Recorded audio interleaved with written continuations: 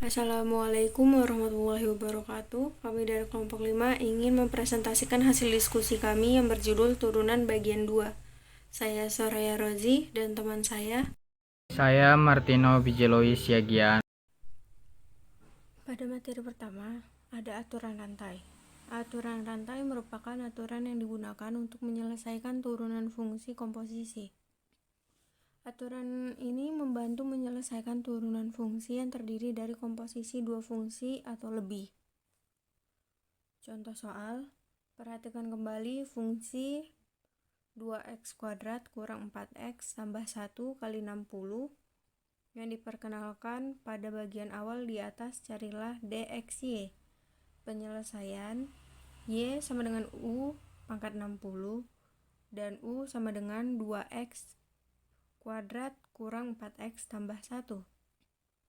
Fungsi yang luar adalah f u sama dengan u pangkat 60 dan fungsi dalamnya adalah u sama dengan gx sama dengan 2x kuadrat kurang 4x tambah 1. Dengan demikian, dxy sama dengan dxf gx sama dengan f aksen u g aksen x sama dengan 60 u pangkat 59 kali 4x kurang 4 sama dengan 60 kali 2x kuadrat kurang 4x tambah 1 pangkat 59 kali 4x kurang 4. Lalu pada materi kedua ada turunan tingkat tinggi. Turunan tingkat tinggi adalah turunan fungsi yang tidak hanya sampai turunan pertama, bisa turunan kedua, ketiga, bahkan sampai turunan ke n. Rumusnya ada turunan pertama f aksen x sama dengan dfx per dx.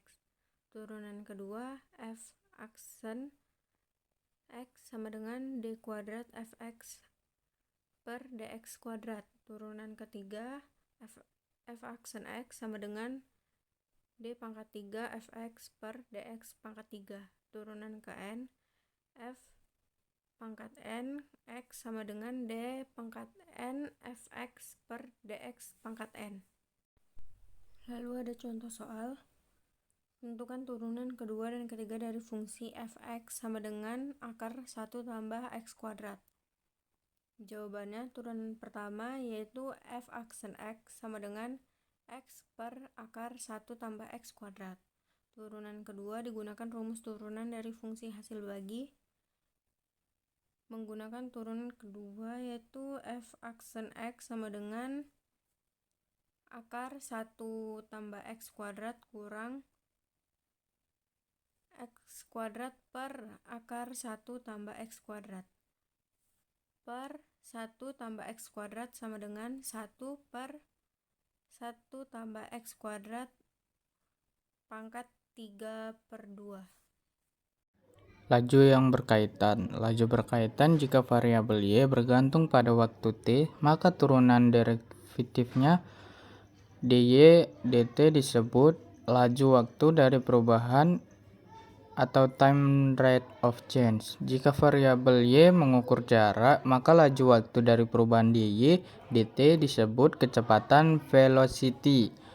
Berikut adalah contoh soal yang kami buat. Yang pertama ada sebuah tempat air berbentuk kerucut terbalik dengan jari-jari alas 60 cm dan tinggi 100 cm diisi dengan laju 25 cm pangkat 3 per detik. Yang pertama, tentukan laju perubahan tinggi air pada tingginya 25 cm.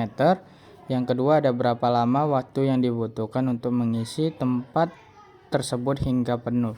Jawaban yang pertama adalah R adalah jari-jari permukaan air dan H adalah ketinggian air. Maka V sama dengan 1/3 VR kuadrat kali H.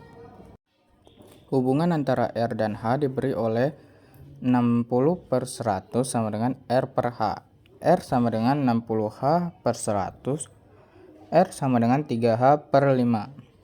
Dengan demikian, F sama dengan 1/3 V kali 3H per 5 pangkat 2 dikali H sama dengan 9/25 kali V H pangkat 3, sehingga dF per dt adalah 9/25 dikali V kali H pangkat 2 dH per dt.